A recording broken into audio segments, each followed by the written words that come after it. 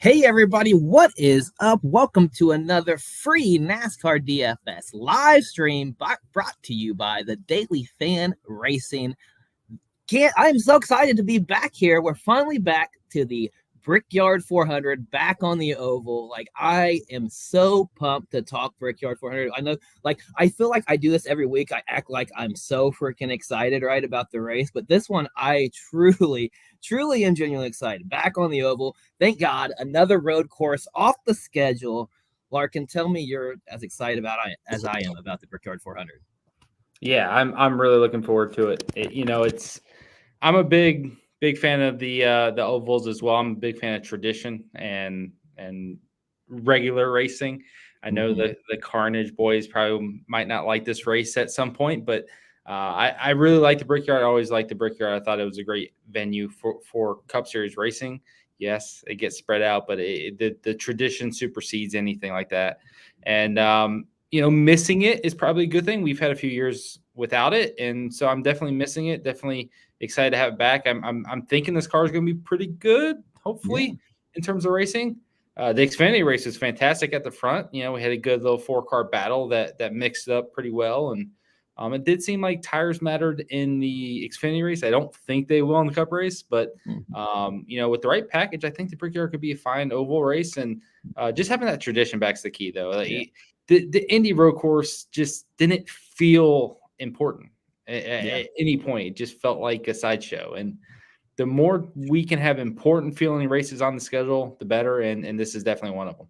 Yeah, tradition right there, what you say is key there. Because I truly feel like this is a crown jewel event. Like, I can remember being like when I was little, like, and just like this was what I felt like was one of the first inaugural races of my time as a NASCAR fan. Like, it was such a big deal when NASCAR got to finally go to Indy. I felt like they talked about it for years, like might happen, and we finally got there. And it was so awesome. This is actually the first race I ever attended in person was a Brickyard 400, right? This is where I was adopted into the religion of NASCAR, where I fell in love every week was from that point on, right? I mean, baptized by the roar of their engines at the Brickyard 400. I've been to 8 Brickyard 400s. This was like my home track. Yeah, this was my home track, 2.5 hours away from Dayton. Like, we had no other tracks growing up. Like, once Indy came thing, like that was it. Like, once it started every year, right? I think I went like 5 or 6 years in a row. So this is the track that I actually I drank my first beer at Brickyard 400. So yeah, I mean, a lot of memories here, right? I went to my first strip club visit was at the Brickyard 400, Wild Cherry. I don't know if you guys have been to the Wild Cherry, but that was my first time ever at a strip club. I don't know if it's even still there anymore, but yeah, big place in my heart. First, I think my first dip, I think I puked coming home from IRP when I was like 15 from the truck race, because we'd camp, and I puked out the back of the window, because they would just give you cans of dip back then. Like, you could be a kid 15 years old and just walk up with your bag, and they would like throw dip into your bag. Like, it was just like, so special place in my heart, Brickyard. I'm so happy to be back. Wish I was there. Way too much nostalgia going on there. Yeah, man. Yeah, I'm super pumped. Yeah, it's great. That's why like we said, when you tradition, like, yeah, love to be back. Brickyard. What beer was it, Jason? It's Bud Light, of course. Yeah, Bud Light. That was. I mean, that was all my family drank, man. I'm going to the Brickyard 400 as a 15-year-old getting fed alcohol from my redneck uncles who are sneaking me into strip clubs as well, which I don't even know how they became like VIPs at the Wild Cherry in a matter of a couple of days. Money, that's how it happened, right? But let's talk about the racing, right? I know you mentioned it's going to be it's been a little bit since we've been here. You mentioned that before we got on the show, so it's kind of hard to anticipate what's going to happen. So you mentioned you think it's going to be a good race. Like, I feel like it's going to be a good race. I mean, you think we're going to see some excitement, some passing in the race this weekend? Yeah, I do. For me, I don't know. I think the issue we have a lot of times is we look at the leader not getting past, and we think it's a bad race. But my expectation is that we are going to see a decent amount of varying strategies. So, have to field pitting at certain times and other guys staying out, and that'll create guys off strategy in terms of tires. That'll create some faster guys mid pack, and I think in the middle of this race we're going to have a lot of comers and goers as a result. Similar thing that we saw at Pocono last week, when guys would kind of drop in the field. Remember, Elliott and Hamlin got to about 20th on a pit cycle and then drove up through the field during the Miller race. I think things like that are going to happen. I think it's kind of a similar stylistic race in terms of race length and strategy and things of that nature. So I think overall it's going to be somewhat entertaining. I do think the leader is going to be hard to pass, and I do think you're going to deal with those periods of time when it's kind of boring. Even the Xfinity race, there was a stretch where Cole Custer built like a 3-second lead there, and it kind of got spread out. I think that'll still happen, but I'm very interested to see if there's any accidents, what these cars are like, if guys are spinning out on their own or things like that creates multiple cautions, that kind of keeps the race more bunched up. And that, of course, will then give us more of those pit strategies and kind of jumble up. So I think it'll be a fun overall race. I do think they'll be passing more so because of differing strategy in tires and guys, fast guys maybe being mid-pack at times. But I think it'll be fun to an extent. I don't think anyone's going to be necessarily trapped in a position. I don't think it's anything like that. If you're on the same tire strategy, yes. But like if you're 15, 20 lap newer tires, I think you can kind of march back up through the field and regain that track position, which is key. Yeah, I'm a little bit more optimistic than I think you are. Maybe it's just, like I said, the nostalgia kicking in, but we did have an awesome finish, right, to the Xfinity race today, which I think kind of shows you what can happen. And I really feel like this car is built for a track like Indy. I think this is like something we thought, like, let's see these cars on Indy. I think, hopefully we're going to see a good show. So before we get started talking about stuff, let's play a little game here. Give me an over-under on what you think Jeff Gluck's poll comes in on Monday morning as far as yes votes for was it a good race? 71%. Wow, that low. See, I think it's going to be higher. You got to look at like last week and really most of the races recently, unless we get like crazy carnage at the end or some surprise winner, they're always kind of in the high 60s, low 70s, especially tracks like this. I don't think we'll get that Kansas side-by-side style of racing by any means. So, yeah, I think it'll be positive. Like, to me, anything over 2/3 of your fans liking it is a good week. So I think 71's a good result. I don't necessarily think we'll get in the 80s unless we just have 85. I think 85, and it puts all the haters who are talking who are talking down on this track to quiet them up, and we have a great show. But you're going a little overboard with 85. It's possible if we get a crazy couple of restarts there at the end and a good battle for the win. Yeah, that's all it takes nowadays to get a good result. The race doesn't have to be good, just the ending. So right, for sure. All right. Well, before we start talking about the plays and strategy here, I do want to remind everybody that we do have the Olympic break is starting after this race, right? So we are going to be off for 3 weeks before our next show. And actually, I think we actually had scheduled our next show wasn't until Daytona, right? I haven't mentioned this even to Larkin yet, but I think we'll probably do Richmond on that week back since we're going to have a nice 3-week break until then, right? So it's a nice bonus show for you guys. Be sure to, though, I'll only do it if all of you guys hit that like and subscribe button right now. And also, that'll make sure you remember us. That'll make sure you remember us as well, right? Because long break here, you might forget NASCAR, so that way we'll pop up on your timeline. Hit those like, subscribe, and of course, leave your comments. Larkin also loves to answer your questions throughout the show. So if you got them, throw them up there and we will get them asked. So Larkin, let's get into it. Start talking about this slate from a DFS standpoint, right? I'm looking at it from the surface. I'm seeing 160 laps. Same thing as last week, right? It looks like, ton of position differential upside on the slate. Is it pretty much the same approach as we talked last week? 2 dominators and position differential? Yeah, similar situation. I think you can justify 1 or 2 dominators in your lineups. Last week, Ryan Blaney certainly was the guy. Denny Hamlin was pretty fast, though. I had a bunch of fast laps. I was actually trying to get that to pull, although my phone's freezing up.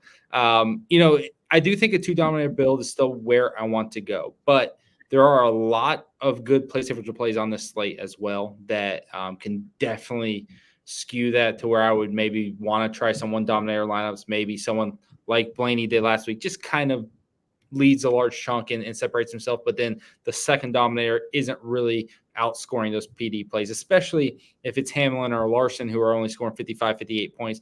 They may not be valuable enough at that point given their salaries. But with that said, salaries are very soft this week. We can afford a lot of good drivers. We can kind of do what we want. So to an extent, you can you can kind of afford what you want and do what you want. So I do think we'll end up wanting 2 dominators. Last week Hamlin was 11K. The most expensive driver this week, I believe, is 10,500. That's a decent price drop there. And we only have 3 guys above 10K, and then really, I mean, Reddick's 8,800. Guys like that, Keselowski 9,300. Like it's pretty cheap up top. So we can kind of do what we want to feel like. And and I do think scoring at the end of the day is probably going to look a lot like last week. Blaney ended up at 72.9 points, the one main dominator. Hamlin was really good, got fast laps, got some laps led, but only ended up with 59 points scored, right? So it wasn't this huge 2 dominator lineup build. And then you got Keselowski at 58 points, Bubba Wallace 53 points, Buescher 49 points. Those are all place differential plays, essentially. I mean, that's kind of what I'm thinking with this race, especially because I think we have better place differential options this week than we did last week. So I do think there's some validity to that. But, you can't go wrong getting the second highest score like Hamlin was last week. It definitely was good to have him in your lineup. I just think there could be guys that supersede a play like that if we have enough place differential plays hit. Do you think that the fast laps are going to come from the lap leaders, or do you think like maybe the draft is going to allow some fast laps to come kind of get mixed up through the middle of the field a little bit? I do think for the most part they're going to come from the leaders. Even the Xfinity race where we had the lower horsepower and stuff, the fast laps were just pretty much the top 3 guys. It was Herbst, it was Custer, and it was Almirola. That's where almost all the fast laps were in that race. It was a 100-lap race, and those guys combined for about 60 of them. When you factor in, caution laps and everything like that, there's maybe 12 other fast laps to the rest of the field. Not exactly apples to apples, but right. I do think that's a good indicator that the guys out front, the guys in the lead are going to be the ones that get it. I do think the guys running second or third may get a good tow, and they'll still have enough clean air and that could work towards it. But I do think the fastest guys out front, clean air is the way to get those fast laps. Yeah. So I would think then, if we're thinking, a lot of dominator points going to obviously, come from the leaders then. So we're not going to really be, I don't know where I'm going with this. I literally lost my train of thought, which happens sometimes when you smoke too much weed, right? So, no, I know. So guys starting towards the front, right, is typically where when you look at it, even when we look at it at Indy, the last 8 races here, pole sitters have won 3 of the last 8, right? The front 3 rows have won 8 of the last 13 here, right? So guys who have showed speed in qualifying is typically, guys who've won the races here. Herbst and Custer, you mentioned them in the Xfinity race, right? They started 1-2 in that race. They finished 1-2, right? So if we're looking at guys to focus on for dominator points, right, I imagine, are you looking to probably start those guys starting towards the front of the race today? Yeah, absolutely. With the Xfinity race, I'm going to use that a little bit more than I typically would, mainly because we don't really have a whole lot of data right now, right? We definitely have those races, but that was 5 years ago, 6, 7, 8 years ago. But the Xfinity race, I was looking for like drivers that maybe have more downforce or things like that for them to kind of go through the field. No, the best 2 cars qualified 1, 2, 3, and they ran 1, 2, 3, and they were just clearly better than the field. Your history notes there obviously suggest that was the case with the old car. So it feels weird to think that won't be the case with this current car. And it also helps that all the best drivers, all the guys I would already think would be the picks to win, all those teams that we would already be on are the guys up front.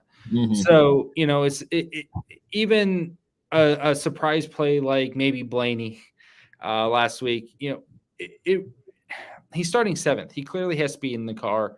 It's a similar situation. Yeah, Hamlin, Reddick, Larson, Elliott. I think those are the top 4 car speed-wise. I think those are the 4 best guys. They all start top 5.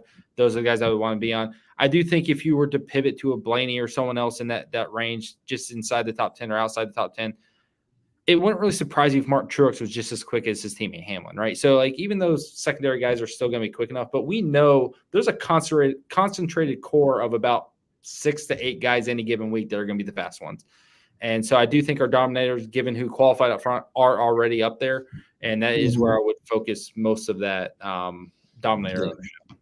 Yeah, we're gonna start talking about plays here in just a moment. But I do think all that what you spell out there does kind of justify to where I think a single dominator lineups can kind of pay off if we know it's only gonna be a concentration of a couple guys up there that's gonna score those points. We know there's low laps. We know it only takes a guy maybe having a little bit of trouble at the end of the race, losing 15, 20 laps for all those dominator points to disappear, and it's really only one guy left sitting up top who scores the dominator points. So yeah, I think when you spell it like that, I think single dominator lineups are definitely going to be in play, especially with all the PD on the slate here. So let's talk about those dominator options. And I think since we're assuming, those fast laps, those laps leads are going to go from the guys who start in the front. Let's do what we like to do from time to time. Let's just start from the, guys starting first and work our way down here through this lineup. And let's start with the front row. Tyler Reddick, Denny Hamlin, Toyotas look fast, look strong again. Like, they had some speed last week, obviously at Pocono. Where do you sit on these two guys as dominators? I'm sure they're high ranking on your list as guys to score some points. Yeah. So, Hamlin's a lot more comfortable for me. When you look at last week, he showed up. Truex lost the handle mid-race. Gibbs obviously dropped and struggled. Even before he had his motor problem, he wasn't exactly a top 3 guy. When you look at even Tyler Reddick, who I loved going into the race, he didn't show up race day, right? 0 fast laps. I just saw it. 0 he just didn't have that speed. So, man, you look at practice at Pocono, you look at qualifying, and then you juxtapose that with the race, and those guys just didn't really show up. I am very nervous that happens again, whereas Denny Hamlin shows up every time. And so Hamlin to me is the more reliable, more comfortable dominator up top for me. Like starting second front row, I do expect him to get a bunch of fast laps. I think he's my pick to win. Reddick is right there for me as well. But Hamlin just feels inevitable. And we talked about this in episodes going back, to Kansas and Charlotte and Darlington, every intermediate, every high-speed track, he feels inevitable. He gets the fast laps. He gets the laps led. He's always delivering. So really like Hamlin. Reddick does appear to have, if not the best car, a top 3 car, again, back-to-back weeks. He was fastest car in practice. He's, I think, the fastest in 5 and 10 lap averages. He's fastest across the board. Race days when it matters, though. If it is hard to pass the leader, then, if he gets clear on lap 1, he could potentially lead the whole first stage, right? That's plausible. I do think he's going to get a bunch of fast laps. At least I hope so. When you look at last week, that does scare you off to an extent. But on the other hand, at least he's 8,800. You don't need him to be this mega dominator. And so if he can go out there, lead 20, 30 laps, get 10 fast laps, he's going to be fine, right? As long as he's the best in practice and the best in qualifying this week. Like he's been the best every time. He's been best on everything. By a couple tenths. Not by a small amount either. Like his pace is legit. And so when you just kind of look at that on its surface, it's like, man, I really just want to hammer Tyler Reddick. But on the other hand, it's you get burned by that. And it's kind of like the William Byron thing. It's like William Byron qualifies 4th every damn week, but he finishes 9th every damn week and does nothing. So investing into guys that don't deliver is tough. But 10 lap average, he was a 10th better than Larson, who was second, a full 10th better than Kyle Larson in 10 lap average, and 2.5 tenths better than Hamlin. So like the speed in practice was amazing, and then he put down a killer lap in qualifying. So yeah, I love Reddick. Hamlin feels safer because he just does it every time, but Reddick's a great play as well. I do think much like the Xfinity race, these two will be up there contending most of the race. But unlike the Xfinity race where there's really only 10 good guys, you get these guys mid-pack. It's really close, and it's going to be harder for them to regain track position. It won't be something where they can probably drive back up in 10, 15 laps like we saw in the Xfinity race. It's probably a longer progression, but I do love them. I think those two plus Larson are the plays, but you never know how the Cup races play out. You never know if the Hamlin is going to go away from like it did last week. Yeah, that's that speed and that upside that Reddick shows right now for that price tag. For what it's worth, he finished 8th in his only start here. All right, I think he got a couple of fast laps that race. And I know a wise man said on this show last week that fast cars go fast, right? So Denny Hamlin has been the fastest car all year. And Indy is a place that, its speed is everything. You gotta be fast. You got to bring fast cars to the table. So yeah, Denny Hamlin's definitely going to be a contender, right? He's definitely the odds-on favorite for a reason, or at least tied with Reddick, right? Both those two guys are our favorites here. So you mentioned Kyle Larson. Is he number 3 on your last list here to dominate, or is he ahead of either Reddick or Hamlin for you? Larson's number 3 for sure for me. Like I'm gonna lean into the speed Hamlin and Larson, or Hamlin and Reddick have shown, but Larson's right there. Speed in practice, speed in qualifying. It's definitely a good spot for him. Although I'm not sure he's the best Hendrick car this weekend. I am very interested in Chase Elliott. Mm-hmm. Elliott was strong last week. He's been pretty consistently strong all year long. So Elliott could be a threat as well. And you know, I can easily see, you know, Reddick's a 10th better right now, but tomorrow, if he's not, it could be Elliott that's a 10th better. It could be Hamlin that's a 10th better. So, but it's definitely, I think there's a few 4 or 5 guys that are really strong and feel like the guys to beat. Larson's definitely in that group. Definitely love him. I think I use him just straight up as a pivot off of Hamlin. Salary-wise, that makes a lot of sense. In terms of leverage-wise, on a slate like this, it makes a lot of sense. So, love Larson. I expect him to see a lot of ownership. I expect Hamlin and Larson to be pretty equal on ownership. So, it feels like an either-or situation. But, dude, they could just be the 2 guys, right? So, yeah, I love the call on Elliott there. I mean, especially when you look at, you know, how strong his car was last week. I put up 7 fast laps, by the way. Kyle Larson had 0 fast laps, right, in that race. Did not look too strong. Obviously, car looks much better this week, but also when you just look at past races here at the Brickyard, you know, there's not a lot of guys that have led laps here. Obviously, you know, it's been 4 years since we've been here. Kyle Busch has led, you know, a ton of laps here. Keselowski has led over 100. Hamlin's led over 100. Logano's led 80, but then you get to Elliott, right, sitting there as the guy who's led 5th most laps. Granted, only 26, but a guy who's been to the front, he knows how to lead here, and you know that means a lot with the fast cars too. So, I like the Elliott call. Anybody else here? I know we haven't mentioned William Byron yet at all, or Tyler Gibbs. How do we feel about these guys here in this range? Any love? I imagine, are they coming down below, you know, your Larson love here?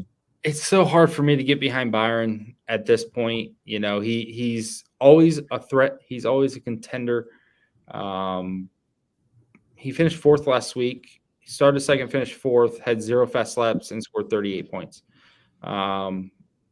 He has like no fast laps this year.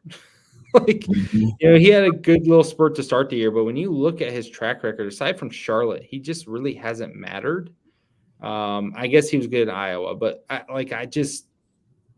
don't feel good about him. I think he runs top 10, but I don't need him to finish 8th after starting 4th with 2 fast laps. Like, he is a super contrarian play and someone I'm not really interested in because he's not showing that speed. He's not showing a lead upside like Hamlin, like Reddick, like Larson have shown. Not even like Elliott is showing.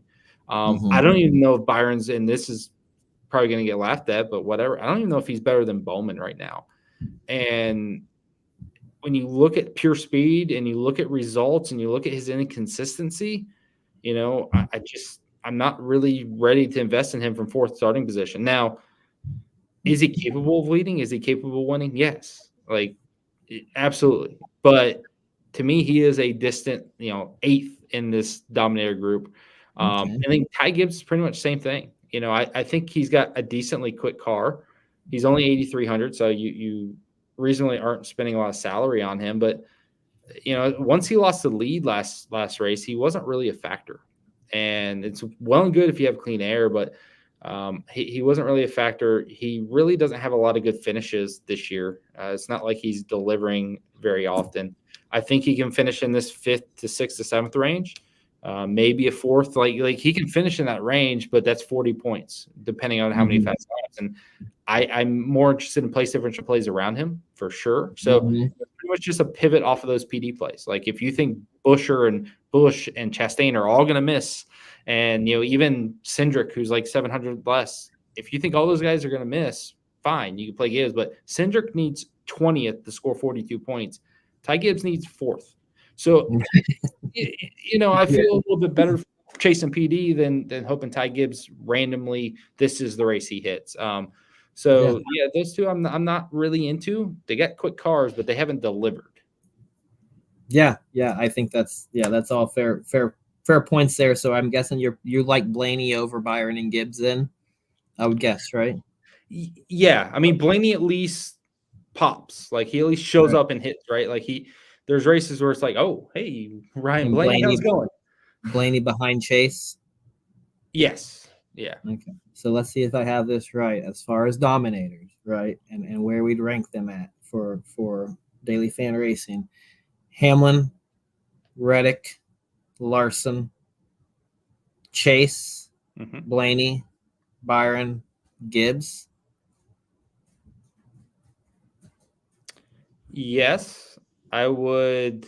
Is there anybody outside that we haven't talked about that you think would fall into this list or higher than any of these guys we talked about as far as dominator potential? Not outscore them, right? Probably guys who can outscore them maybe with position differential clearly, but I mean, dominator upside. Yeah, I mean, there's not really anyone else like a guy like Bowman or Truex. I would put in that conversation, but you don't need them to lead. You don't need them to be dominators. So I don't even really want to consider them in that conversation. I do think Bowman can do similar to what he did last week. You know, it's what we talked about right at the end of the show. I think that's a similar thing, and I do think Bell and Truex both have top 5 finishing upside. They both have fast lap potential. They both can do that. They're just more PD plays given their pricing, given hey. Right. Bell finishes 4th, Truex finishes 4th. They're going to score 52 points, and they're good plays regardless about leading. So, yeah, in terms of the tried and true must dominate type plays, that's a good ranking. Yeah, that's a good question. Mike asked here about the Truex penalty. Are you not concerned about the Truex penalty? Nope. Not at all. No, you think the track position and losing that early is going to maybe hamper his Man, that helps you get off cycle. The first thing that does is like, oh, there's a caution lap 20. Well, I'll pit now, and then I'll stay out when everyone pits at the end of the first stage. Like it opens things up. He's not going to go a lap down. To me, it's not a big deal. Yes, it's a long road to hoe. He doesn't have like elite dominator potential probably because of that. But what if he pulls a strategy in that at lap 20 and he's the leader after it cycles through, right? I mean, he just needs a 6 for 6th place for 5x. He doesn't even need any dominator points, right? Yeah, really and again, pricing so soft that it's not like he's 9,200. Like I don't know why we got pricing where Martin Truex is 9,200, but yeah, if he gets the 4th place, he's scoring 50 points at 9,200. Like you don't need him to lead a single lap. Yeah, I'm fine with it. I actually think that going to the back end, the pass through and all, whatever, that might lower ownership. So, yeah, I'm not really concerned with it. And if anything, I think you can gain some leverage, especially considering Keselowski is going to hold such a big ownership number, and even Bell is going to be pretty popular. Truex may come in 10% under those guys with similar potential. So, not really worried about it at all. All right, so let's we talked about top 7 here. Let's move a little bit on down the starting grid here, and let's talk about guys starting 8th, 9th, 10th, 11th. We got McDowell, Stenhouse, Nemechek, Dillon. All really cheap options. What is that group? Yeah, I know. Is there any chance any of these guys hang on inside the top 10 and pay off at this value, or we're skipping this range, right? We have no interest, correct? I have no interest. Hard pass. Yeah. Okay, let's move on. Logano here starting 12th. I feel like this range here, you mentioned Bowman, you mentioned Truex. I feel like all 3 of these guys are very similar plays here, same price range, starting the same. All 3 guys have to finish top 5 to bring you home for the day, and I think they all are great. Who do you like the most in this range? Yeah, so Logano still isn't showing speed. Like it's still not like Blaney shows speed, and this has been a next gen thing. Like aside from that Phoenix championship, when Logano really hasn't been the guy on any race, I feel like maybe the random, Bristol dirt wins or whatever, but he's not going out there doing what Blaney's doing. Right. And that's a bit concerning for me. Like when I see Logano and I just, he finished 5th last week, great result, 0 fast laps. And I'm just sitting there like, okay, I get it. But that's great for this price tag, right? That's great at this price tag. It is, absolutely. So it was, I wasn't trying to downplay him. I was trying to say like, I'm never comfortable with him because I can see him just running 12th. And 12th isn't good. But Buescher, going to be chalk. Reddick has the place differential upside. Should be pretty heavily owned because he starts on pole. Truex and Keselowski further ahead. Logano's still not going to garner a lot of ownership. He just isn't. And so he's another driver, just like last week, he finished 5th, just like Bowman finished 2nd. Those guys all have that potential. And because I really feel like the top 15 is separated from the rest of the field, it has a very F1-esque feel to that, where, in F1 we have the top 4 manufacturers, constructors, and they're just separate from the rest of the field. I really feel like the top 15 guys, which is HMS, JGR, Reddick, Penske, and RFK, are separate from everyone else. They are just slightly better, and all their guys are consistently in the top 10, right? And so Logano is in that group. I do think he has the potential to finish 5th, but it's potential. It's ceiling. It's not something I think it happens at a high rate. I think he's more of a 8th to 12th, probably more consistently 10th to 12th place guy.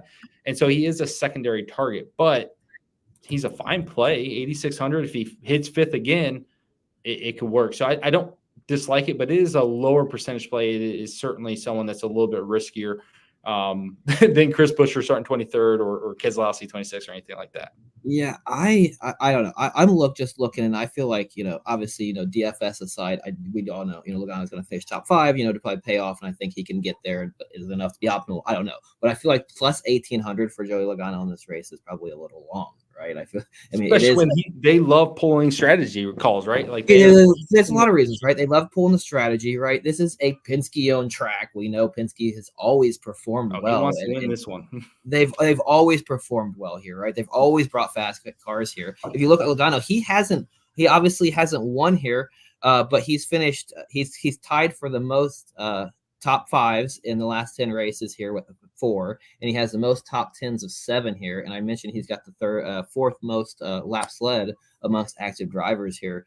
We saw the speed Penske had last week at Pocono with Blaney, right? Logano finished top 5 there. Like, I think plus 1,800 is really long, and I think he could definitely win this race. And at a low ownership, I love him. I think even when people are looking to be different in this range, they're going to go Bowman probably because of how great he's been running, right? So I don't think Bowman's going to be that contrarian. I think Bowman carries some ownership this week. Logano is the contrarian call, I feel like. Yeah. Cool. All right, let's work our way on down. Okay, we can kind of skip over the Dinger and Burton starting 15th and 16th, right? Tell me what you think about Bubba Wallace here starting 17th. I know you touched on Bell as well already, but let's talk Bubba. Can he finish top 10? Yes. The issue is that he's running like shit every week. Speed-wise, in every race is the same thing. They play the clip of the radio, and he's like, the car doesn't turn, it doesn't do this, it doesn't do that, it sucks, yada, yada, yada. And then randomly at the end, they pull a strategy and they show up in the top 10. That's what happened last week. Dude ran 22nd the entire race and then got lucky on strategy. I'm kind of at the point where I think Bubba Wallace is so far in his own head that he just can't run good right now on pure speed. Doesn't mean it's not possible, but your teammates on pole, your teammates top 5 every damn week, like Tyler Reddick's top 5 every damn week. And Bubba Wallace continues in the middle of races to look like a 20th place guy. The discrepancy between those two is massive, and it's kind of embarrassing. But you're talking about a guy in a car that I believe has legit speed in it, and it's just about him getting his head around it and making it happen.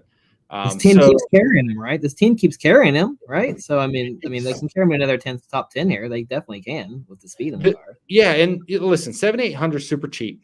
He finished 10th last week. It was 13th the week before that in the rain and in Chicago. Just made it happen. 7th in Nashville. The results these last 3 weeks are good. Bubba also has 1 in 3 starts in Indy, 1 top 5, 2 top 10s. I'm just saying, I know it's a long time ago, but that's not nothing, right? It's not. And I think, again, Bubba's perplexing because I actually think he's a good driver. Like I've always been a pro Bubba guy. Like I've always defended. I've always said he's a good driver. But when you look at this year, it's 17th at Iowa, it's 20th at Sonoma, it's 21st at Gateway. It's like these results have been popping up. Last week he just didn't look good. And while he got that finish, that's good. He was 34th at New Hampshire. There's just this slew of the last 2 months where he's just not showing the speed needed, and that makes me concerned. If he can get that finish, great. If he can get inside the top 10, great. And he has that potential. But, this week he doesn't carry the place differential that he did last week. So if he just runs 15th, that's a dud. Mm-hmm. And so I think it's more of a secondary play. It's more of a risk. I think it's viable. But I can get Christopher Bell, who I feel a lot better about finishing top 10. And so I'm it costs a lot more too, right? He costs a lot more, but like salary again. I don't want to harp on it too much, but like salary, Yeah, just you can do who you want. All right. doesn't matter. Who do you like better, Bubba or Logano as the contrarian player in that range? It sounds like both going to probably be low owned here.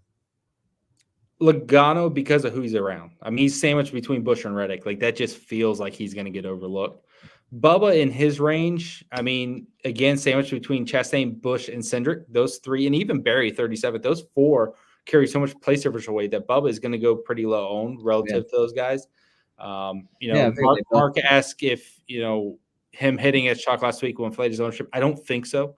We generally don't see Bubba high owned anyways. Like, last week was just so obvious because there wasn't any great place differential plays, whereas he's surrounded by 4 plus Bowman. There's just a lot of meat right around him, and I don't think he sees a lot of ownership. So from the contrarian side of things, from the fact that there is speed in the car, yes, he's just got to get it out. Better, Logano or Bubba? That's all. Who do you like better? I know they're both contrarian plays. Who do you like better? Logano, because I'm actually questioning Bubba's actual speed right now. I'm questioning his actual speed. Like it. I would like Logano as well. We are in agreement on that matter. You love Christopher Bell. You like him as a play this week, right? With the PD he brings. I mean, I like Bell. I hate the price. Did it concern you last week that he just looks that he didn't have the speed at Pocono? Does that worry you? I mean, and he comes out and qualifies 18th here, like, and kind of similar to what he qualified last week. To an extent, it worries me. I did like that his practice speed was good. I think it was better than last week. Yeah, like he looked good in practice. He looked comparable to his teammates to an extent. So I think, yes, it does worry me. And for 9,500, I want him to do more than finish 9th. But on the flip side of that, him finishing 9th is scoring 43 points. Yeah, 44. And so you get a couple of fast laps, 10 fast laps, because he gets on the right tire strategy or something weird, and all of a sudden he's a 50-point scorer at 9,500. Again, any of those guys have the ability to score 50 points. I think you're going to build a lot of lineups around Keselowski, so Bell's a great pivot off of that, and Bell's fine on his own, fine isolated, even if you just want to play him. But I think Keselowski's just he's going to be like a black hole in that range, and he's going to so much gravitational force is going to pull ownership to Brad this week that I think Bell and Truex are really good tournament options off that play. But dude, you can play all three of them together. You go one dominator. Imagine going not Truex. You can go Reddick as your dominator, Truex, Keselowski, and Bell, and still have plenty of salary. Seriously. You do. Are you leaving salary on the table then on a week like this week? Is that the week to leave salary on the table? I just think you're paying up for a lot of good plays. Okay. I got 6,600 left over with that. That's really good. I can do things, and I have 3 great play sets for guys with top 5. That's a really good cash build in a lot of respects. Maybe not with Reddick if you just want to go pure PD, but if Bell finishes with 45 points, Truex 45 points, Brad Keselowski 50 points, Reddick 50 points, that's a really good base. And then you got the upside of any of those guys. Bell finishes 3rd, Truex finishes 3rd, Reddick leads 60 laps, whatever. So I just feel like because of the pricing, you can really hammer in all those guys. But Bell is 18th. He just, dude, if he finds the top 5, it's going to crush because of all the place differential he carries with it, with a JGR car. Yeah, you just route off a ton of great plays, and we're about to get into the meat and potatoes of some really good plays on the slate. But first, I got to make sure you don't want to talk about any of these shit plays, right? We have no reason to want to play LaJoy, Briscoe, Gregson, or Ty Dillon with all the names that you just spoke about and all the names we're about to speak about, right? Starting 19th, yeah. 20th, I don't want Ty Dillon. I want no part of the 3rd tier RCR test car. Gregson and Briscoe and LaJoy, I don't love by any means. I think they all 3 have the potential to finish 12th, right? So they all have that potential to get close to 40 points. So as tournament pivots, as just being different, they're okay. But again, on a slate like this where there's so many good place differential options, you're talking about Butcher needing to miss, Cindric needing to miss. Briscoe and Gregson aren't exactly cheap. You're paying up to get them. So they are super low owned guys for me. LaJoy's cheaper, so you can maybe make that argument, but Hocevar starting 30th. Are you playing Yeah. LaJoy starting 19th when you can get Hocevar starting 30th or Haley starting 35th or like, so there is some real chalk options that make so much more sense. But, you know, we're at that point where these random guys, oh, he starts 20th and finishes 12th. And you're like, how the hell is he on the optimal? That happens very often. And so in a higher variance race, they have potential. But For no, fun. I'm not putting my money in them. For fun, if one of LaJoy, Briscoe, and Gregson is optimal, who is it? Gregson. Okay. All right. Let's go to start talking about some position differential plays here. Let's talk about the RFK guys starting 23rd, 26th guys. You know, who obviously have been showing speed on the intermediates, speed at Michigan. They showed speed at Pocono, right? They showed speed in practice, but for some reason they didn't qualify very well. So obviously sets up for a lot of position differential. When you look at odds, right? The odds that the DK made, it seems like everybody starting in the back half, like they just jumped the odds. Like they're really focusing on the front of the field for the winners, except Buescher and Keselowski, right? Obvious plays, right? They're going to be massively owned. Yeah, I don't really get it. How I didn't get to watch qualifying because I was doing content for the other two races I had to do today. You know, so I didn't get to see like any driver who made a singular mistake, but they were. I count on you to watch it, to be honest. So I was hoping you could tell me what happened. Yeah, I had to miss it this week, but they're 4th and 5th and 5-lap average, right? And they qualify like crap. So I don't know if they're just carrying more downforce, and maybe it's not good for one lap. They were 7th and 8th in fast lap in practice too. I mean, so I don't know if it's what that could be in the draft. That could be, you know, that could be aided by certain things. You know, single car lap, maybe they're just not good, but in the race they'll be strong. I think that's possible. So I do like Keselowski and Buescher. I mean, they're obvious plays. They're so. I mean, Brad Keselowski.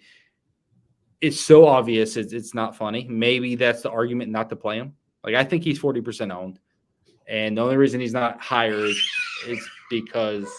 Sorry, that was my kid. The only reason he's not more owned is because Bell, Truex, Reddick in that range kind of take some ownership.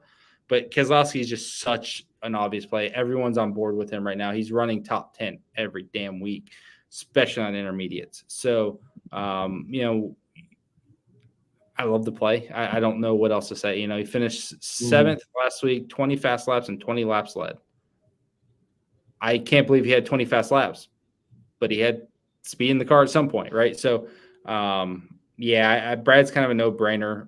Buescher's a little sketchier from 23rd, like Brad 26th, Buescher 23rd. It's a little sketchier, and I think Buescher's been nothing. I think Buescher's been more of a 12th place car, whereas Brad's been more of like a 7th place car. But it's still a really good option. I mean, like last week, Buescher was 11th and led 19 laps and had 12 fast laps.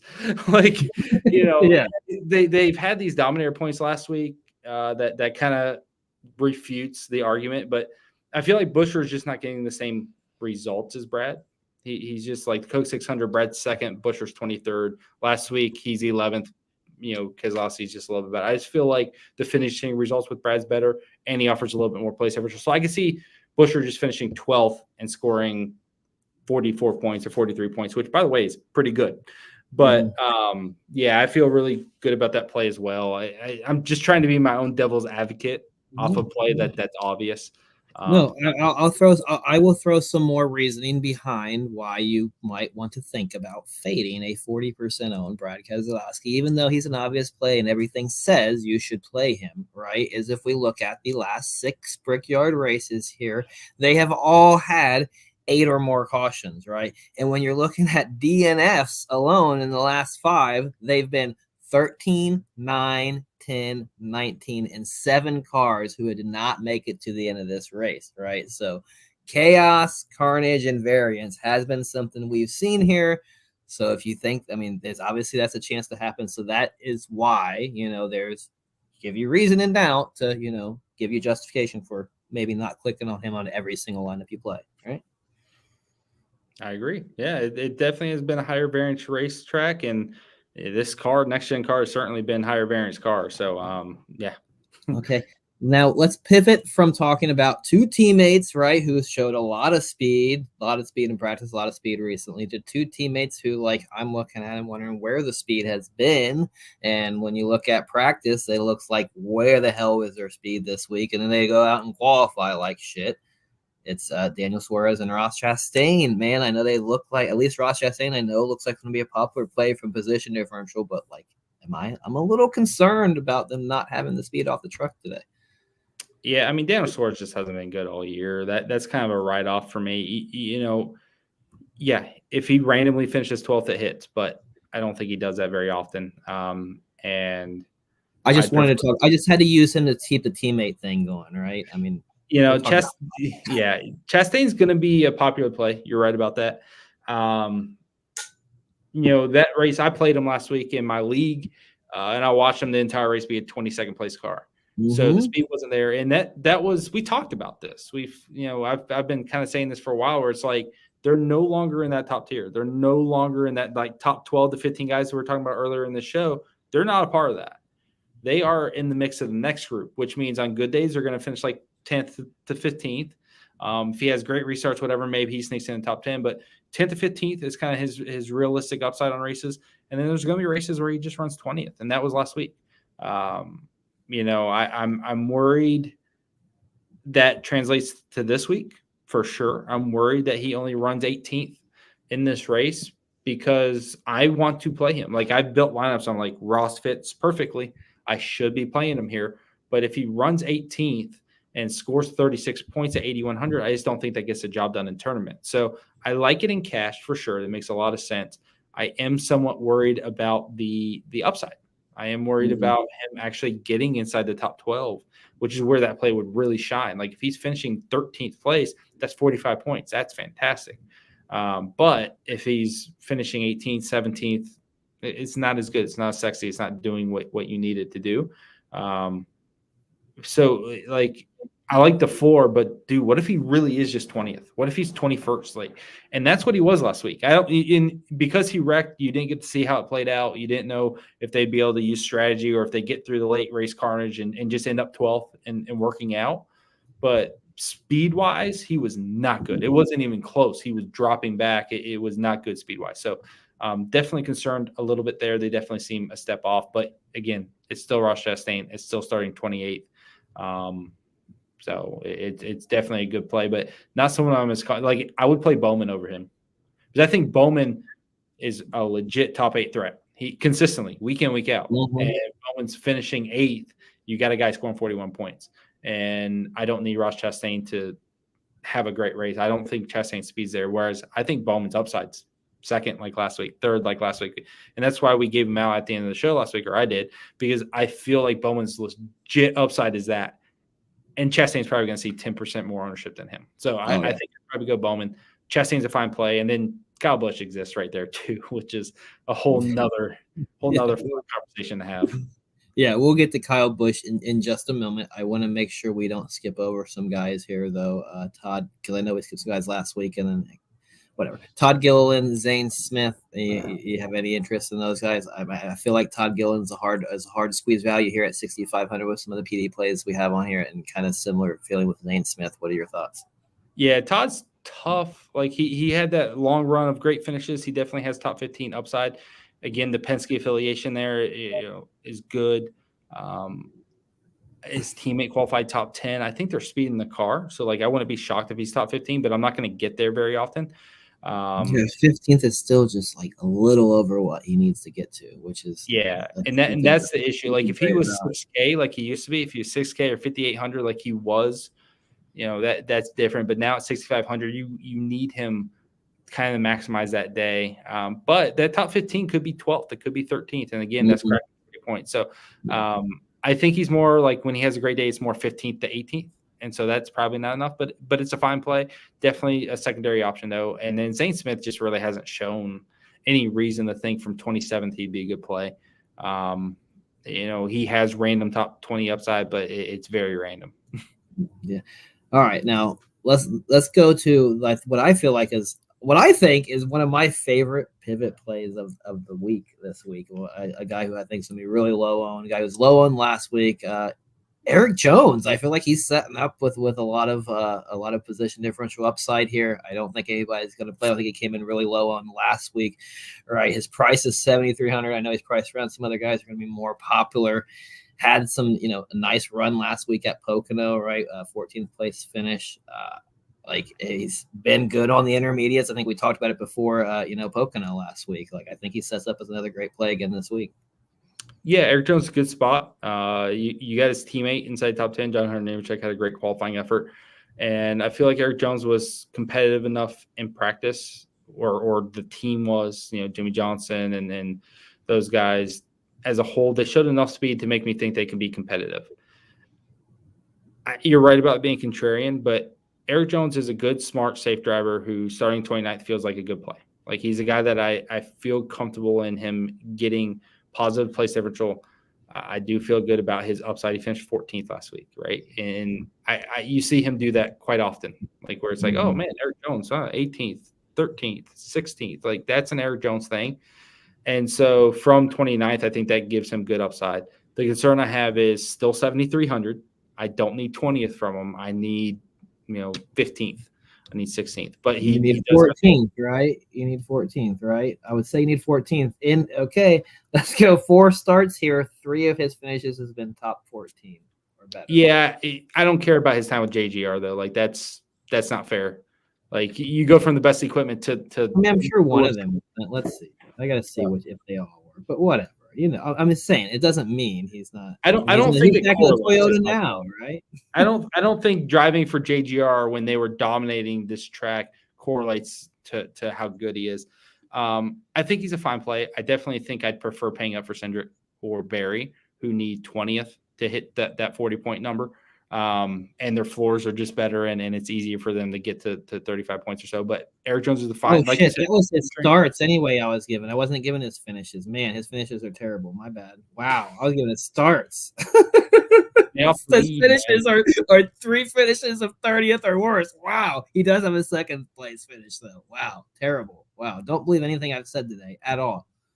Wow, that's awful. All right, now that he's your favorite contrarian play, you want to move on? Yeah, let's move on. Let's talk about Carson Hocevar. I know you probably love this play here, right?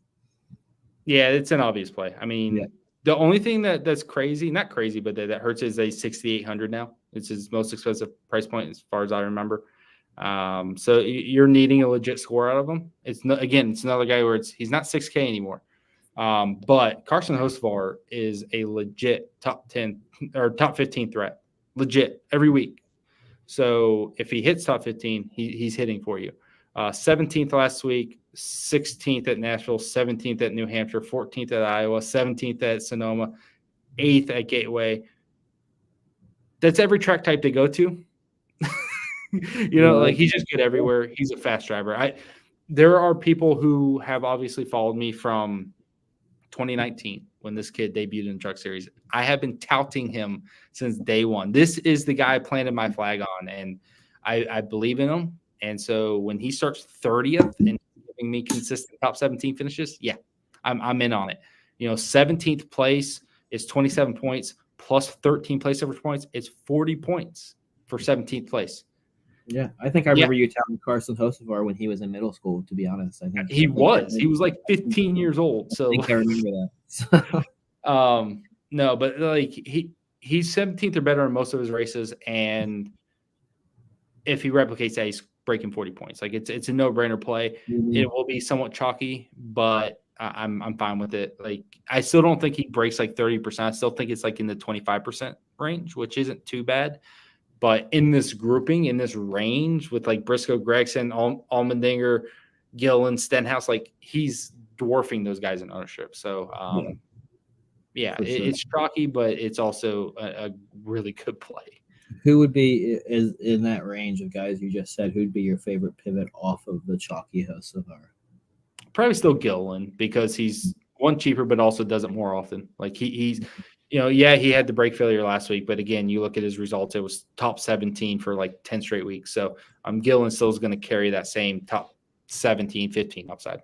All right, perfect. All right, well, let's talk. Is there any aside Priest, Hemrick, Jimmy here, is there any way they get an upsell aside from just having a bunch of chaotic, crazy, or Pit strategy, something Yeah. stupid happening? Like you're just spraying and praying on these guys. There's no real reason to play either one of them, right? Yeah, pure speed wise, Priest has been a 28th place guy. Same thing. Hemrick's been a 32nd place guy. Hemrick was 25th last week when he avoided all the carnage. It's just not very good. Now he does have these races where they pull the perfect strategy and he finishes ninth. Yes, that can happen, but low percentage plays. It's fine to play him. 5,400. I certainly have built lineups with Hemrick as like just a pure punt. I certainly have done that, and it makes some sense if we do think we get 7, 8, 12 DNFs like we saw here with the old car. There's some validity to Hemrick as a play, more as a salary saver. But because who else are you going to play in this range? Like if you're just pure punting, you're trying to save salary. You're not playing McLeod or Ware. You're really not wanting to do that. Burton starts too high. Ty Dillon starts too high. Zane Smith is hit or miss, and I don't feel great about it. Corey LaJoie 19th doesn't feel great, and then it's Priest, Nemechek starting 10th, and Jimmy Johnson. Like 6K and under is kind of atrocious. Like it's Priest and Hemrick. And so while I don't feel great about them, I do think they are 28th to 35th place-ish guys in terms of real speed and ability. A little bit of DNFs, a little bit of strategy. They're 18th and doing well. So I think they're fine.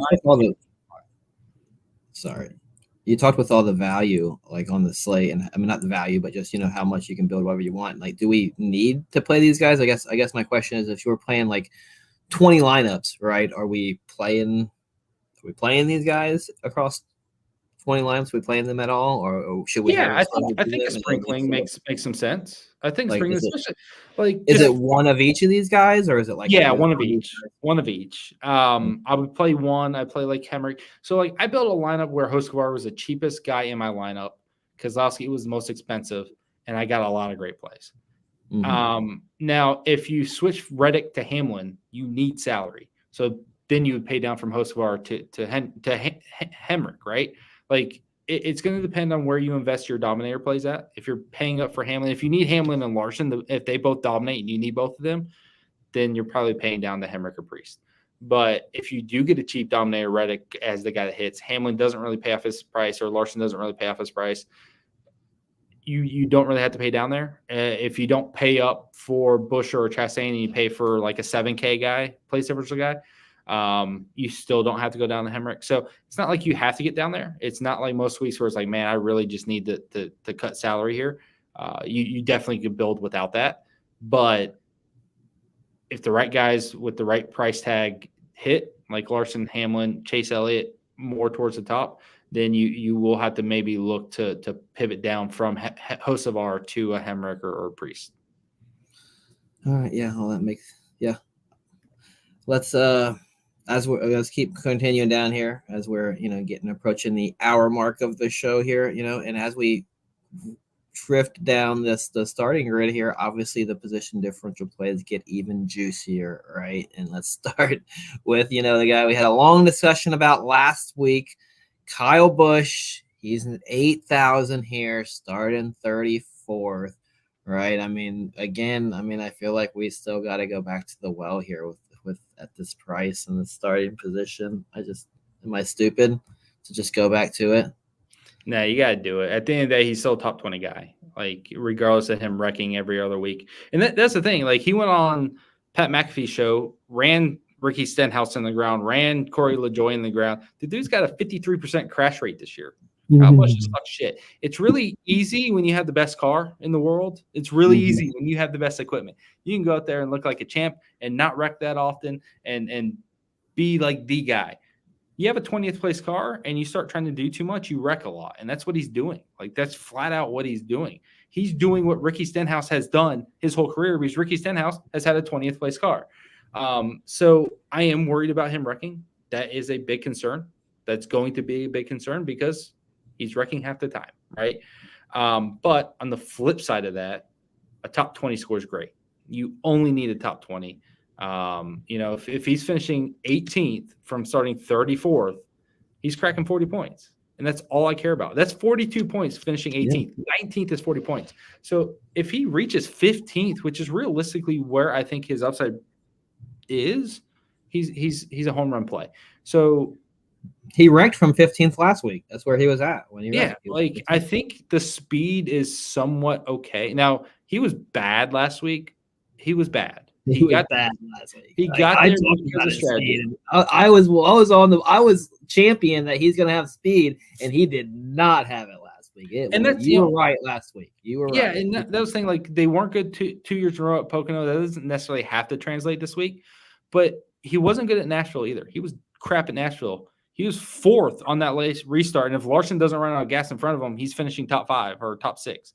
Same thing last week. He was horrible, but the right strategy gets you up there, and that's the big thing with this car. If you just get track position, you're a contender.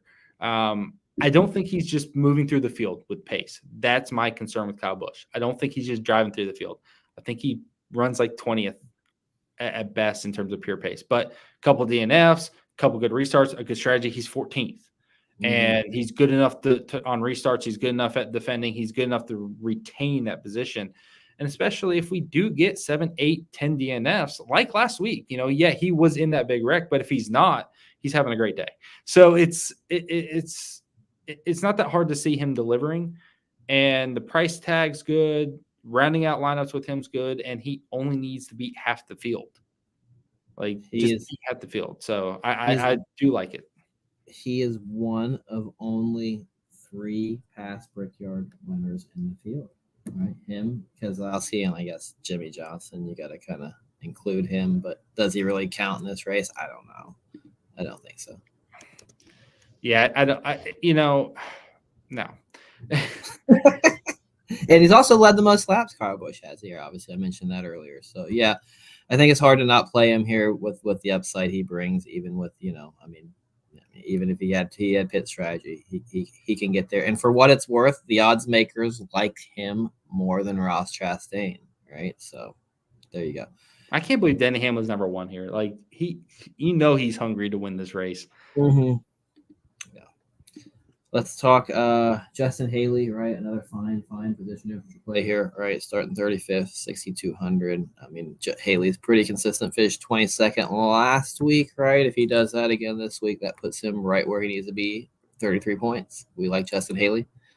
Yeah, the thing with Haley is the speed's not there. Like last week, he just wasn't quick. He was a 28th place car, and that's what I talked about when we talked about him last week. Is like I think he might just be slow this week, but we got the big wreck. He was able to avoid it and got some good points from him. There's a lack of cheap plays this week. There's just a lack of obvious cheap plays. And as a result, yeah, if I can get 30 points or 28 points out of Justin Haley, I'd be so happy. So makes a lot of sense. It's a chalk play. It's a cash play. Because realistically, Priest and Hemrick are the only 2 guys cheaper than him that are obvious place differential plays. Anything else is a stretch. And then paying up to Hocevar is another $800 or whatever, whatever it is. So I guess it's $600. But it's in terms of these plays and trying to be affordable, Haley makes a lot of sense. He definitely was in a lineup I built earlier for cash, like a cash build. Where I rounded out the lineup with him. I didn't love it, but I got the guys I wanted up top. I got the place differential plays, and I was like, okay, I'll settle with Justin Haley and hope to get my 30 points. So those guys in that 6K range, I think, are you going to rank them Hocevar, Gilliland, Haley, or is Haley over Gilliland? Haley for the floor. Tournament-wise, I'd go Gilliland. I don't. There are weeks that Haley just shows up and his speed's actually legit. I don't know if this is one of them.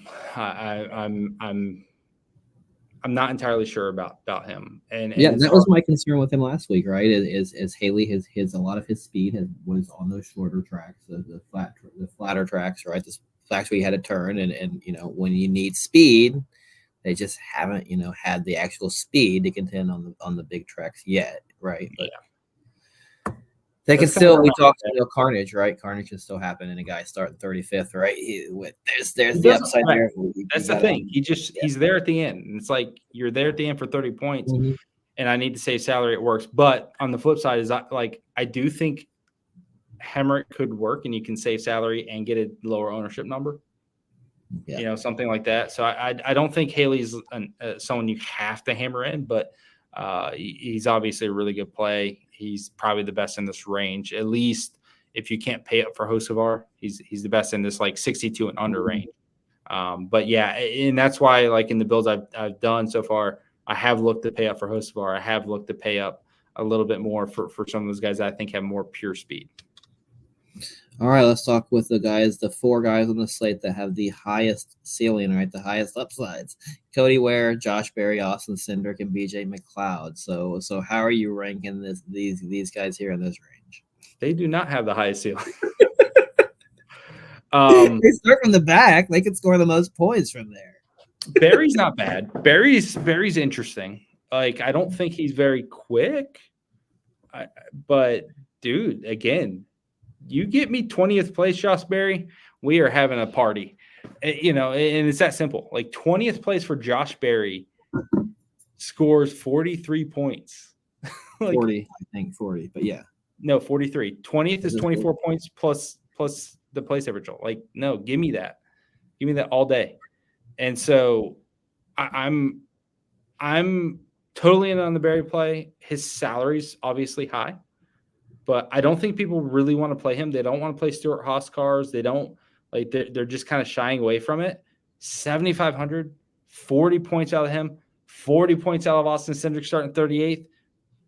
I would take that right now because because we're gonna invest salary in Buescher. We're gonna invest it in Keselowski and Chastain or even Busch, right? We're gonna invest in some of these guys, but man, if you can give me Cindric and Berry scoring 40 points each, scoring 20th place finishes, 75 and 7,600, I can afford more higher price guys, right? So I don't mind, and this was more in my head, and I didn't do a good enough job talking about this earlier when I was like, man, Buescher's starting 23rd. I don't know how much I love it because if he does finish 11th, it's 45 points or whatever. When I can maybe get that from Cindric and Berry and save some salary. So I think Cindric and Berry aren't going to see a ton of ownership. Like people just don't want to play them. It could be under 20 or even 15%. It depends on how things shake out. I'd probably put it around like 18% for both of them. But like I've seen Stuart Haas guys just be 9% for no damn reason. So, I'm not going to. If they're 20%, let's say if they're 20%, which I think that would be, I would want to be way over the field if they're 20%. Where would you want to be at if they're 20%? Where would you want to be at? 35, 40. Yeah. Like again, it's not about them being good. Like I don't need Austin Cindric to be a 10th place guy. I need him to be a 19th place guy, and he smashes. Because he owns this damn track. We already talked about this. Yeah, and Cindric may be bad. He may be bad for the first half of the race. He may be slow. You may think he sucks. Lap 160 is what we care about with these plays, right? And so I just feel like he's going to be able to get through the race, Josh Berry and Cindric, and get good results. I don't want Cody Ware. I don't want BJ McLeod.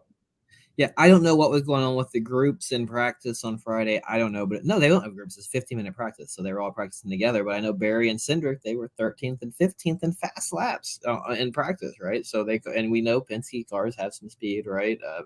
All the Fords seem to have. Harrison Burton 16th. Yeah, yeah, there's definitely going to be speed in these cars to make. They're not going to drive it to 12th, right? But that and combined with a little strategy, right? They can definitely finish inside the top 20, which anything higher than 20th, like you mentioned, is well overvalued for these price tags. Yeah. Just a quick, and I had discussion with a friend earlier.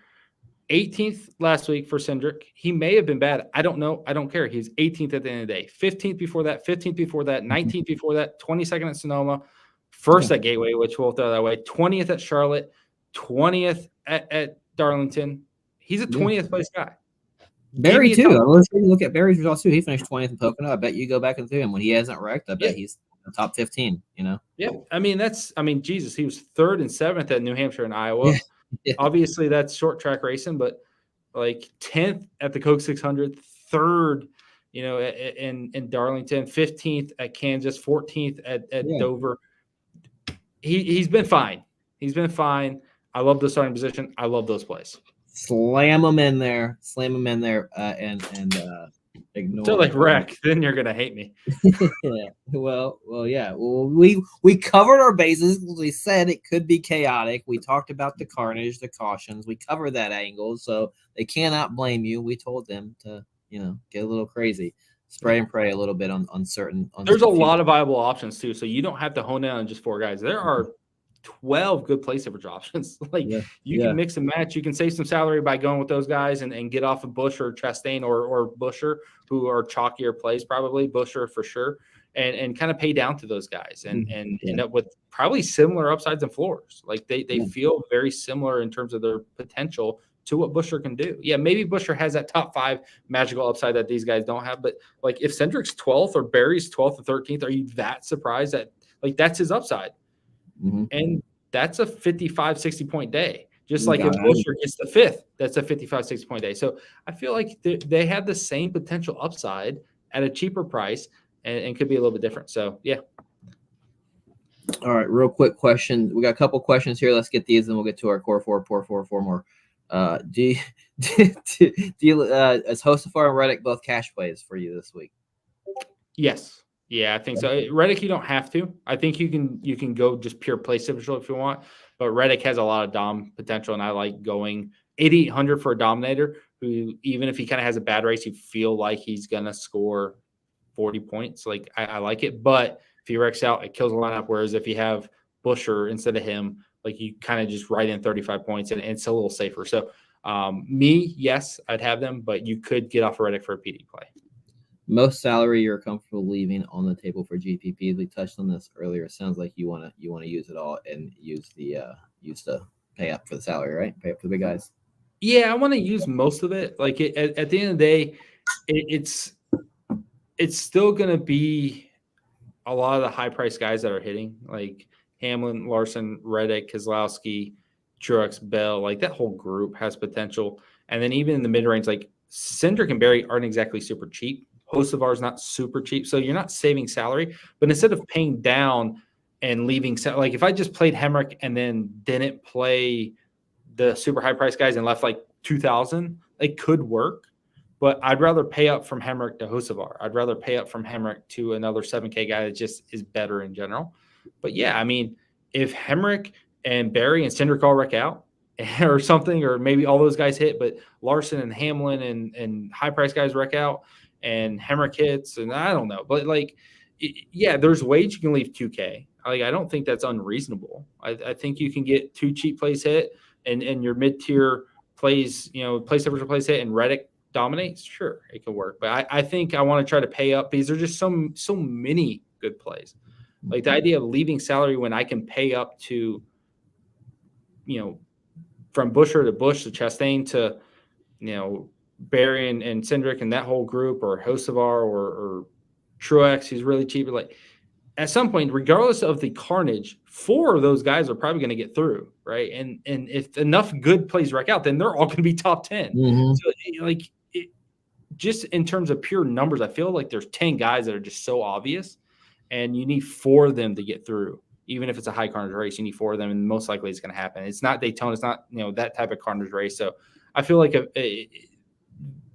the core of 10 guys is really where I want to spend most of it. And because of that, and because I know what their salaries are, I think I'm going to be able to spend most of it, whereas I'm not going to be forced to leave salary, if that makes sense. Doesn't mean it can't happen, but yeah, I'm going to use most of mine. Okay, I have one more question for you. So if you are you, Larkin, building any chaos lineup? Yeah, are you building any chaos lineups for tomorrow's race? And if so, what does a chaos lineup for you look like tomorrow? Probably not, kind of because of what I just said, where it's like I have 10 or 12 options, great options to really choose from. So like if I'm super heavy on Keselowski or what have you, and like he would be the guy that would not be in a chaos lineup. Maybe Busher wouldn't be in a chaos lineup. Maybe Reddick wouldn't be in a chaos lineup, right? But Chastain, Bush, Cindric, Barry, all those guys, those 4 in particular, who all start really far back. If there's a lot of carnage at the front and your best plays like Keselowski and those guys aren't doing well, then all that group, their upside just increased. Like they go from like 18th, 20th, all of a sudden it's 12th, and they're scoring 50 points. So like I feel like somehow in that group of like 10 or 12 obvious plays, enough of them are getting through. So my carnage idea would be, okay, I'm getting off Reddick because he leads, but then he wrecks because that's a Tyler Reddick thing to do. Or I get off Keselowski because he's super chalk and he's super obvious, and man, that would take out a huge chunk of the field. Like Sammy Smith and Chandler Smith today. Like Chandler Smith was 42% owned, like massive. Wow, owned. I didn't expect that. So when he was taken out, and I cashed lineups with him, scoring -10 points, by the way. But like when you take out a big chunk of the field like that because of a lap one crash, it opens things up. So in your chaos lineups without the chalk, it works. So for that reason, I would build away from like Keselowski in a carnage build, but at the end of the day, I still think I'm going to end up on guys I already liked. I just think I'm mixing and matching my main guy. So like, unlike most next gen races where I feel like a lot, like I'm open to a lot more things, I am a little bit more condensed this week. Yeah, I think that checks out. Indy is kind of, even when it's chaotic, it's pretty typically, single car wrecks, I feel like, and it's still, pretty stretched out. Fast cars go fast, right? That's what we like to say around here. So let's go to our let's hit the people with a core 4 here. 4 guys who we are going to want to be building our lineups around for the Brickyard 400 this weekend. Our difference makers are going to be who? Core 4. So I'm going Reddick. I am in on Reddick. I am on Keselowski. I am also in on Denny Hamlin. And so I don't love doing 2 dominators in my core 4 too often, but Reddick's price tag is the big reason why I'm okay doing that. I feel like he's going to get enough fast laps. I feel like he's a legit top 5 guy, period. And I feel like he gets enough fast laps and laps led and dominator points and a good finish to pay off that price point. And that's why I would do that. So I think Hamlin wins this race. I think he's the big smash guy. I think he gets a bunch of fast laps led, and is the guy. But I think Reddick pays off his price.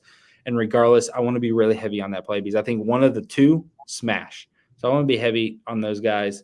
Keselowski, like I mentioned. And then I am going to be down here to Austin Cindric at 7,600. I'm just invested in it, man. Like 20 Cindric over Berry, right? You like Cindric over Berry? Yeah. Slightly. I do kind of like the Penske call. I think it's a 50-50. You can go either one. I'm going to be a little bit heavier on Cindric, but it's either way. Again, 20th place. 20th place is 42 points. Mm-hmm. Like, yeah. It's too cheap. I mean, that price. Oh, ESPN. ESPN, what happened? I don't even know why I'm getting some update about the WNBA. Like, why do I care? Who gives a crap? Eric Ngabwabwale scores 21 points in the third quarter. I don't know why. Like, why am I getting that update? Like, they forcing that crap on us. Like, why? All right, yes, Poor 4. Take that app off of my freaking phone. Poor 4. Let's go. Ready to have some fun with this? Oh my God! Don't you better not do what I think you're about to do here. William Byron. Okay. I can live with that one. Bubba Wallace. I'm just not there with him. Seeing a trend here. Byron, Bubba. There's 2 B's. Briscoe. Oh, okay. There's 3 B's. That's not good. Fucking do it. Ryan Blaney. Oh my God, he did it again. You did this to us last week, man. You did it to us last week. Poor Ford Blaney. He came out, dominated, destroyed my lineups, and now Penske owns this track. Have you not heard nothing I said? He literally owns the fucking track. He like owns it. Like it's his. Really? You don't say. He has the deed. I said this. Here's my reasoning. So, and again, this is me. Like, I'm going underweight on this play. I'm even more interested to go underweight because of last week. I truly believe Hamlin, Reddick, and Larson are the guys. I think Elliott's strong. Blaney is my 5th pick, but he's 10K. He has to dominate. Has to. Right? I think he's the 5th most likely guy to do it. Can he do it? Yes. Can it hurt me? Yes. I'm betting against it. I'm going low on it. And if he hits, I will swallow that. I will take it on the chin. I cashed lineups and profited last week without any of him, right? Like, I'm okay taking that risk, especially on a track like this. That makes one of us, god dang it. That makes one of us. Well, Iowa and Gateway in tracks with 300 laps or 400 laps or whatever, it's different. But 160 laps, strategies shake it up. He got the 72 points, and he dominated that race. He was the best car from lap 1, realistically. And he led a large chunk of it, and he still only got the 72 laps. I think that's a similar upside for any main dominator. And if I don't have to pay $10K for him, and I could pay down, and I can kind of avoid it, and I'm okay with it. I'm okay taking that risk on a slate like this. He doesn't have a 120-point upside. He's not going to murder me. And I can cash lineups without him, just like last week. And so I want to take it. I think his ownership's higher than it was last week. So that interests me in doing it even more. And I am willing to keep taking stands if it gives me leverage and it gives me the opportunity to win more money. Okay, I'm gonna ride with you because you're our dog, and you are the one who. Hey, I've profited 3 straight slates since I came on. Yeah, last week you started bitching and moaning about how bad. Dude, I just started bitching, and it turned around. So that works, I guess. But I just want to. I don't know if Blaney's going to come in as high on as you expect, only because when I'm looking at odds, he's really like there's 1, 2, 3, 4, 5 guys priced ahead of him in odds. Right, and that price tag you mentioned as well. Like people, and nobody likes to click on Blaney. I feel like so. Everybody's gonna click Hamlin. People are gonna click Larson over. I still think he comes in under-owned, but yeah, he's under-owned relative to the area around him for sure. For sure. He was only 10%, 11% owned last week. I think that ends up at like 17% this week, 18%, which is still a decent chunk of the field. So. Is he reaching the ownership of the other guys around him? Absolutely not. Reddick, Hamlin, Larson are pretty clear. Hamlin and Larson right around him are obviously the guys, but Chase Elliott doesn't really scare ownership off of him, I don't think. Bell and Keselowski do, so maybe you just pay down for the PD. But I think Blaney's one of 5 or 6 top dominator plays, and I think he'll be played accordingly. Last week, they popped up the stats with Blaney where it's like 0 top 20s for Penske with the next gen era and all these other things, and he wins. It's like you never know when a guy's going to pop necessarily, and so it's certainly possible. I do think he sees more ownership. If I can get 17 or 18%, 20% on Blaney this week, I feel really good being underweight. Would you rather play Logano or Blaney? Logano, just for a pure salary, and I don't need him to do as much to pay off. Maybe give me your 4 more for this week. 4 guys. Everybody knows 4 guys who are going to be, 4 more plays, a little lower, maybe potential leverage. That we I think Barry is a good pivot. I still don't think Barry sees a ton of ownership. These SHR cars just don't carry the weight. Now I could be wrong because Barry's been the best of the group, right? Barry's been the only one to really show speed, and people may go there. I don't really care. I like Barry. I want a healthy amount of him. Alex Bowman is in this group again. Alex Bowman, I think, has the ability to finish top 10, do exactly what you with the bees, man. Barry, Bowman, Byron, Bubba, Briscoe, Blaney. Good God, man. Look at NASCAR with the bees. We're adding another one, Christopher Bell. I don't really know. I don't think Bell sees a ton of ownership because he wasn't that good last week, right? He just wasn't that good last week. You also got Keselowski, who's going to smash ownership just below him. You got the Dominators just above him. I think 9,500 is just high enough where Bell just doesn't see the ownership this week. But I like the play. I like him as a pivot off Keselowski. And I do think it's a good secondary tournament option who really is pretty safe. Like he feels like a pretty good shot at 40 points. Like 10th place is 42 points. Like that's very reasonable. So I like that play. And then we need one more. I'm trying not to go too chalky, but trying to, at least give the guys I like. Let's go ahead and let's go with I